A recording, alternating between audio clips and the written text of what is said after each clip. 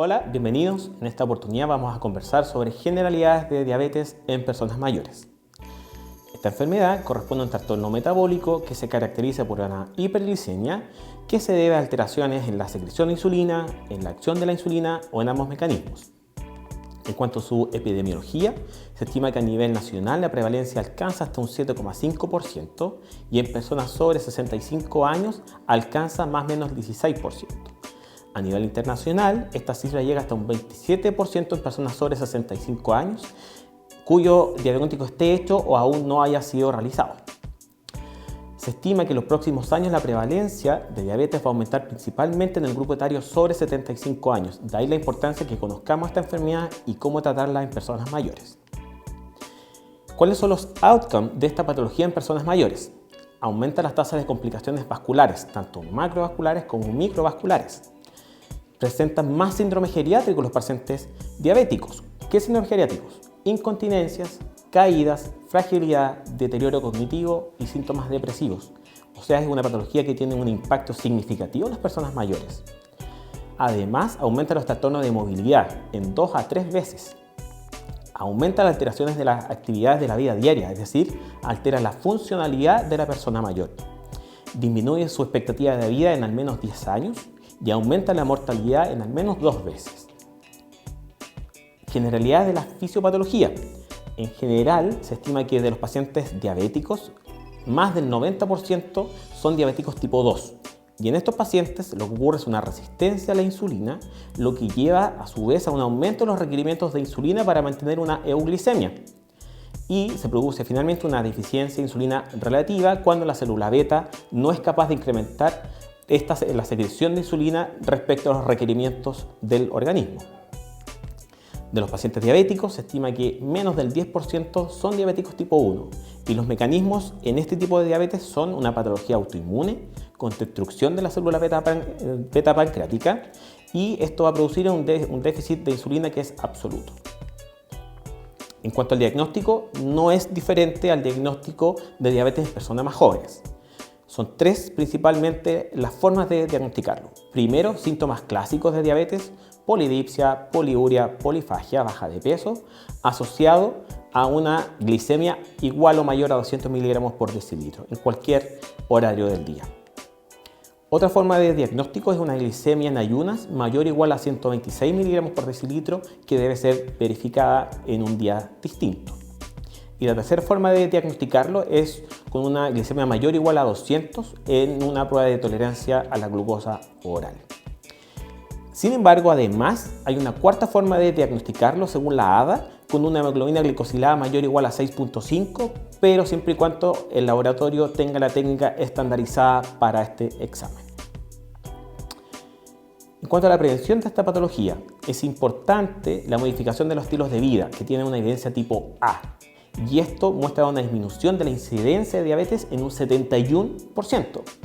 ¿Qué medidas son efectivas?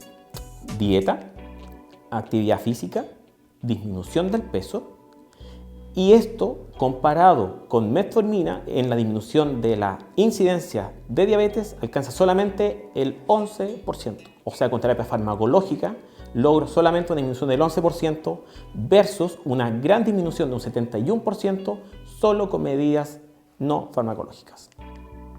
En cuanto al tratamiento, ¿cuáles son los objetivos que debemos plantearnos? El control de la hiperglicemia y de sus síntomas, evaluar y tratar los factores de riesgo asociados a la aterosclerosis y alteraciones microvasculares que se van desarrollando con el tiempo en estos pacientes.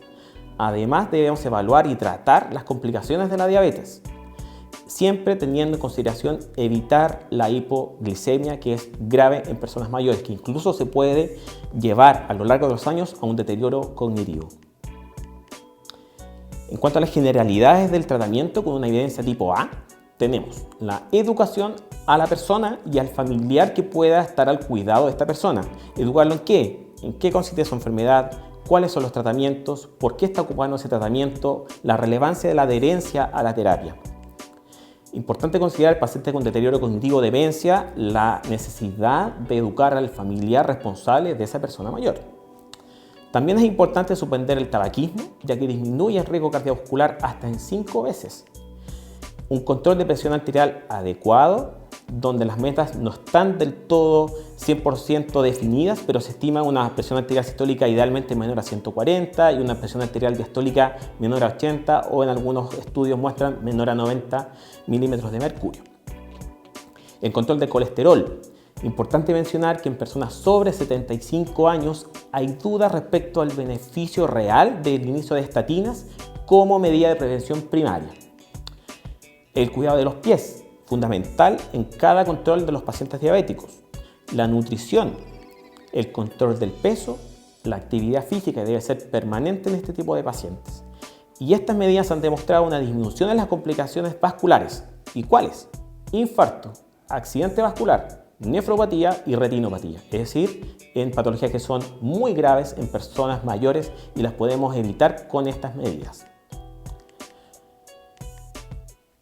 En cuanto al control de la glicemia, hay varios estudios internacionales que no han demostrado que haya un beneficio cardiovascular concreto respecto a terapias intensivas, teniendo como meta una hemoglobina glicosilada menor a 6.5. Y en este contexto, las metas no están del todo claras. En general, se puede hablar que para una persona mayor saludable, capaz de autocuidarse, cognitivamente sana, uno puede tener como meta una hemoglobina glicosilada entre 7 a 7,5. En una persona mayor con comorbilidades cuya expectativa de vida es menor a 10 años, la meta de hemoglobina glicosilada va entre 7,5 a 8%. Y finalmente, en una persona mayor con múltiples comorbilidades, se puede tener como una meta de hemoglobina glicosilada entre un 8 a 9%. En cuanto a la prevención, es muy importante a estos pacientes vacuna antiinfluenza, vacuna antineumococo, evaluar la albuminuria tanto al diagnóstico como al menos anualmente. Aspirina como prevención primaria siempre y cuando haya un riesgo cardiovascular a 10 años mayor al 10%. Siempre hace un examen clínico de la salud de sus pies y con esas medidas se ha logrado prevenir las mayores complicaciones en estos pacientes. Respecto a las normas de tratamiento farmacológico, en general se postula como inicio de terapia metformina, lo cual es una medida adecuada.